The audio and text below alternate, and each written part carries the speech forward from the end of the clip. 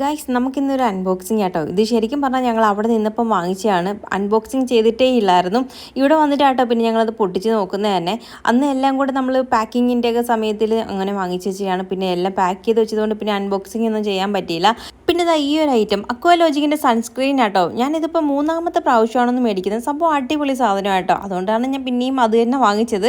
ഇതിന് മുന്നേ ഞാൻ വീഡിയോസിനകത്തൊക്കെ പറഞ്ഞിട്ടുണ്ടെന്ന് തോന്നുന്നു. സംഭവം കിടു സാധനമാട്ടോ. പിന്നെ ഇതാ ഈ റോസ്മേരി വാട്ടർ. ഇത് ഞാൻ യൂസ് ചെയ്തിട്ടില്ല. അതുകൊണ്ട് എനിക്ക് ഇതിൻ്റെ റിസൾട്ട് എന്താണെന്ന് പറയാനും അറിയത്തില്ല.